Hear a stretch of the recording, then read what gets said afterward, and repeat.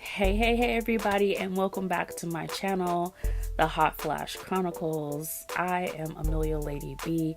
If it's your first time visiting my channel, go ahead and subscribe. Don't forget to click on the notification bells to know when I post another video. I'm so excited. This month is March and it's Endometriosis Awareness Month, represented by the color yellow.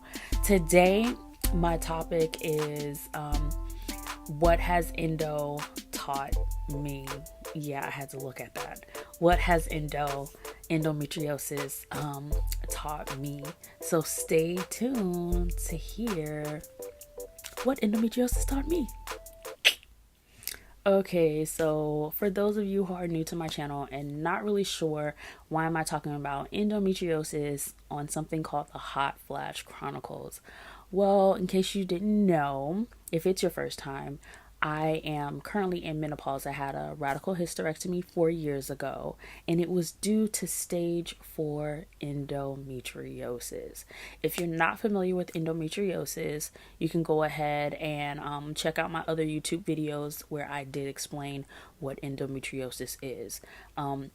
Just a brief description or part of it is when the tissue that grows inside of the uterus pretty much grows on the outside, and it causes a lot of damage, pain, and it grows.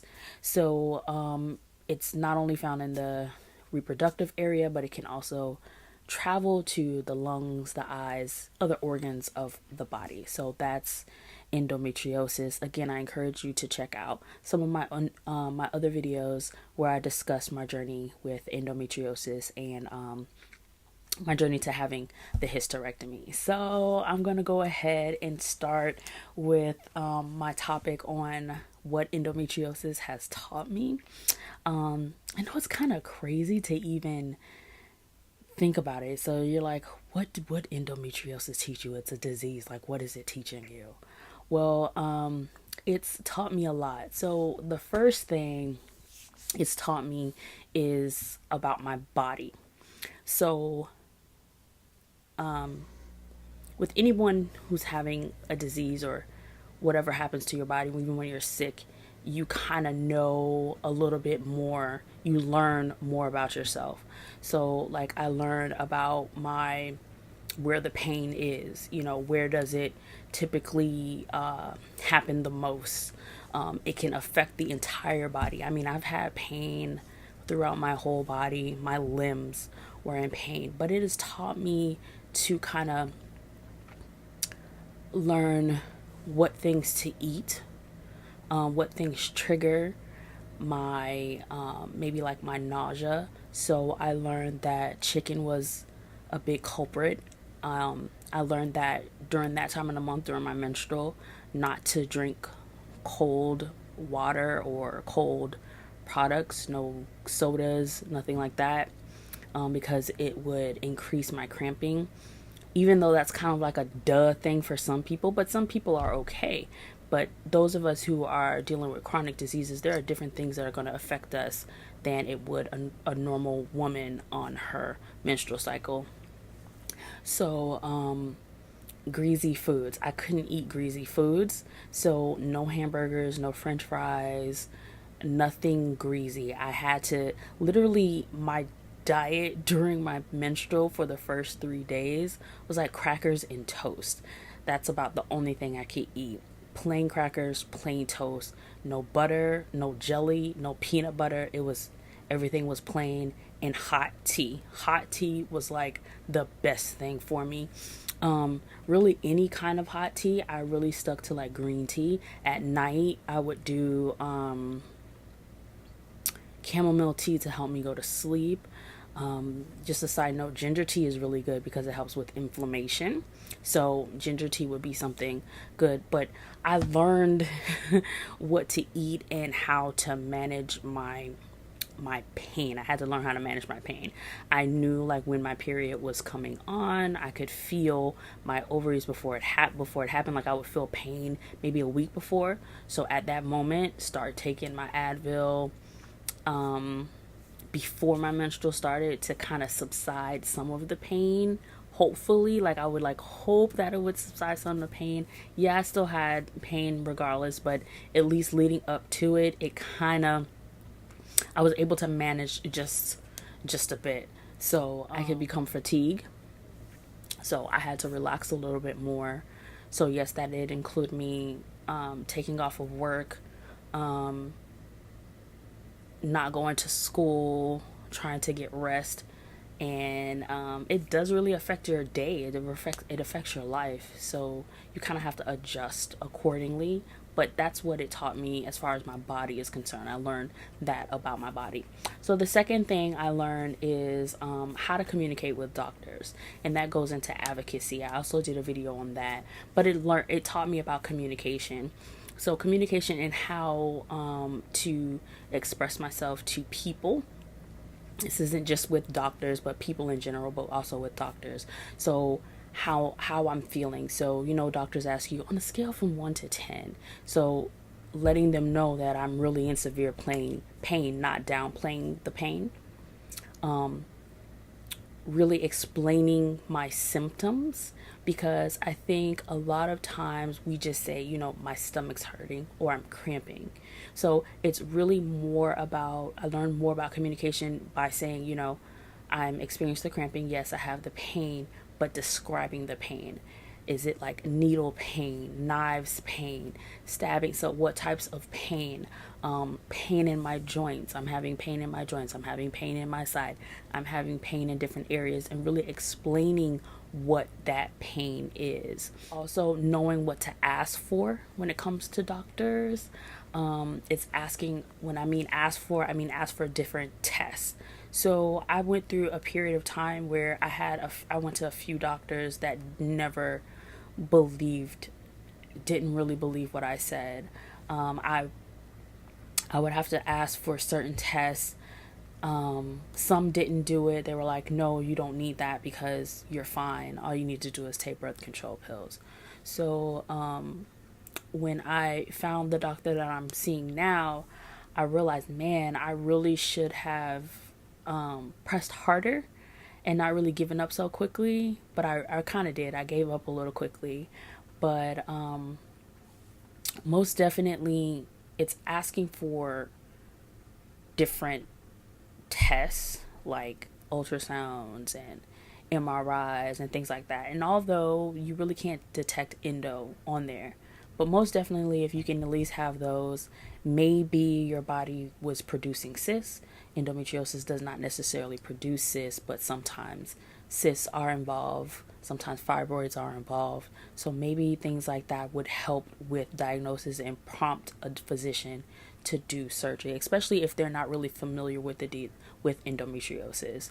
But most definitely asking questions more, as far as communication, asking more questions about treatment, and so what are birth control pills supposed to do to me? If you're saying take birth control pills, so what do you think they're supposed to do? How long am I going to be on the birth control pill? What type of birth control pill is it, and what is it going to do to my body? What are the side effects? So it also includes you doing your research and you communicating with the doctors and calling them when you have a side effect and things like that. So in general, communication and advocating for yourself is what endo has taught me. The third thing is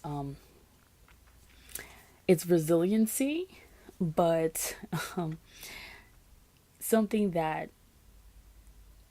people who have chronic diseases, really in the endo community, we all have the commonality of suffering in silence. We are strong women, most definitely. We're very strong.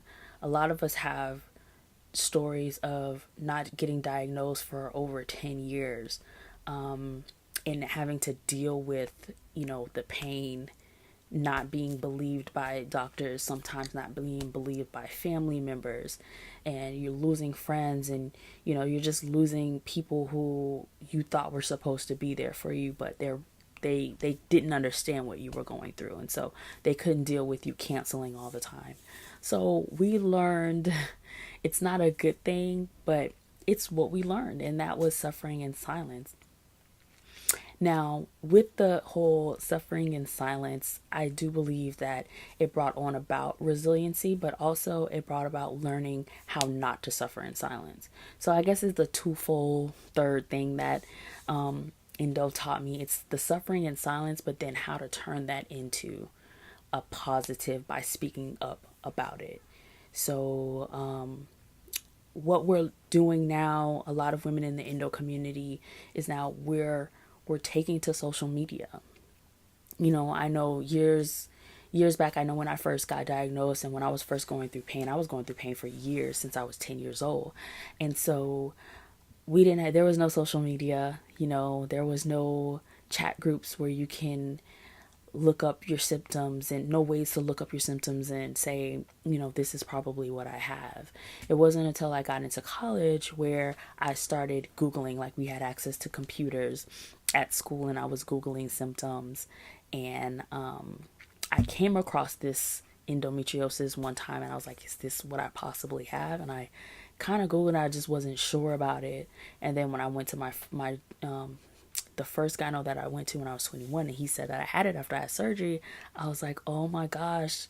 I looked this up, and I knew that this was what it was. So then is when they had like chat rooms and stuff, but there weren't really much with women with endometriosis. But I would look up, the first organization I found was the Endo Foundation of America, and then they had different they had like blog posts, and they had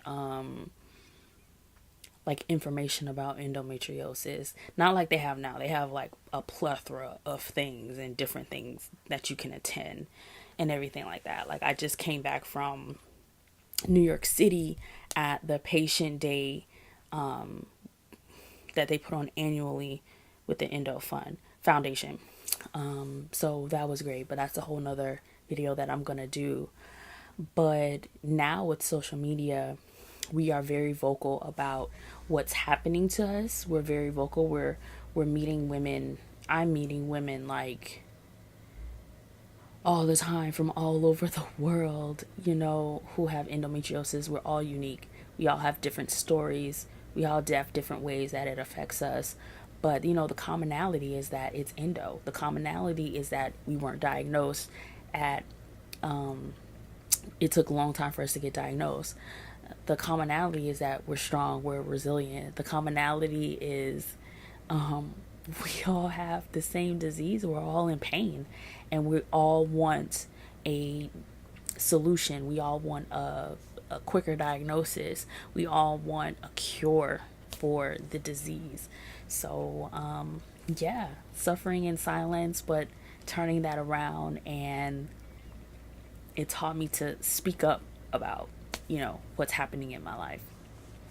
Number 4, how to manage my daily life. So Endo has taught me how to manage my daily life. I know I talked a little bit about the pain meds and stuff, and I talked about me like taking off of work and taking off school. So yeah, I've learned how to manage that in that way. It's taking the pills with me in my purse to school, to work, making sure I had all that, making sure I had a lot of pads and stuff inside of my purse, making sure that I had wipes. Like my purse was like a little house, like for sure. That time of the month, my purse was huge.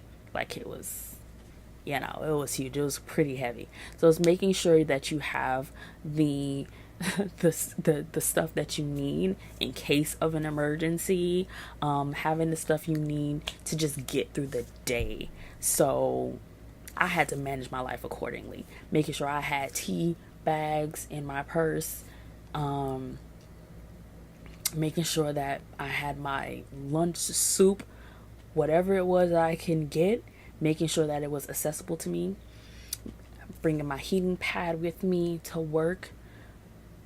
Yes, I brought my heating pad to work because I had a sit down job, like when I was in as I got older. So my first like in the field job in social services, It was mostly I was in the office, and I helped youth like get jobs and go to school, all that stuff. So they met with me in the office.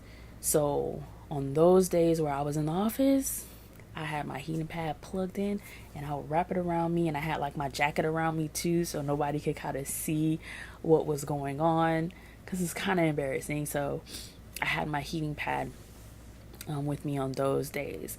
Days that I had school, it was a little bit more difficult because there was nothing really portable. They used to have like these, well, they still have them, like the icy hot thermal packs or whatever that you would put on your back, but I used to do it for my stomach. I think they made one though for the stomach, and I had it. It wasn't all that great, but I had to manage my life somehow, so that's how I did it. Sometimes I would try to manage it was hard to manage my classes when I was in college around my menstrual, because depending on the month, your menstrual came different times. So couldn't really manage classes around it, but I was able to, some classes I was able to miss, some classes I wasn't able to miss. So it just all depend on everything. But either way, I managed. I was either able to go to class, and if I went to class, if I had like a long break, I would go to the library, secure me a corral, or kind of sign up for it in ahead of time that I'd have it, lock the door, lay down and go to sleep. Listen, I did what I had to do to make it through. But that's what I did. I managed my life the best way that I knew how. The number 5 thing, the most important thing ever, was my faith in God. It was such a journey for me, even after the endo, when I had to have the hysterectomy. But I learned to keep the faith. I know a lot of people think like, so how could you believe in a God that allowed this to happen to you? And a lot of people lost their faith because like God wouldn't allow this to happen. But I believe that things happen and God turns it around for your good. And so that's what he did for me. And even though that sounds weird because I had to have a hysterectomy and I wanted kids, but still he's turning it around for my good. Like I've learned a lot about myself. I learned a lot about my body. I've met some amazing women through this. And even though it's like, well, why would you even still keep the faith? But why not? He's kept me through so much. Like, it could have been worse, And even at the worst, even at your worst, God is still moving in the situation because he does love us, because he is showing us who we really are, how to manage in our lives. It's bringing us closer to him. It's bringing us closer to family members who didn't understand at one point, but once you had surgery and once they really understood what was going on in your body, it was like, whoa, I'm so sorry. And it's like, how can we help? I turned my pain into a platform, into like a support system for women. Millennial and menopause was created out of pain.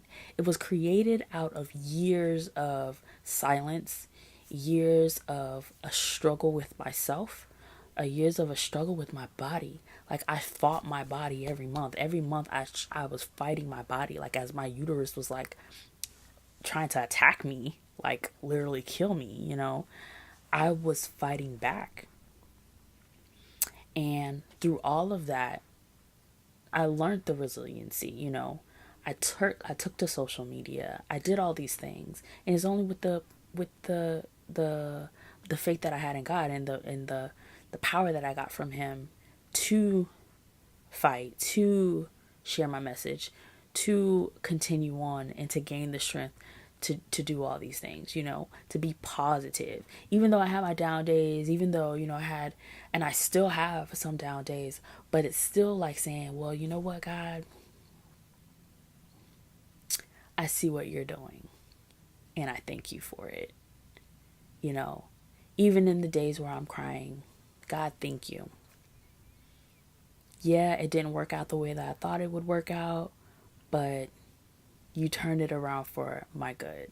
I'm meeting these amazing women who I would have never met otherwise, but I'm meeting amazing women who share similar stories or stories that are not quite like mine, but they're still super amazing. And I'm just so grateful for all of it. I'm grateful for every opportunity that I receive. I'm grateful for opportunities to speak. I'm grateful for opportunities to blog. I'm grateful for all different types of opportunities to share about endometriosis, about surgical menopause, whatever it may be. I'm just excited for every opportunity.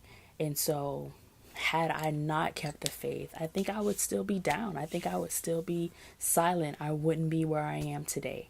And I can't help but give that all to God. Just the strength that I received is all to Him. He gets the glory for all of this. So yeah, that's it. That's everything that I learned about myself while dealing with endometriosis. Hope you enjoyed this video. If you know of anyone who may be suffering from endometriosis, most definitely have them check out my videos, have them follow me on Instagram. If you are a person who may have endometriosis or think you may have endometriosis, definitely check me out. Go see a doctor. Everything that I've said in this video are things that help me manage. Don't take it lightly. Don't think that I'm a physician, because I'm not. I'm not a physician at all. But I encourage you to see a physician and really advocate for yourself.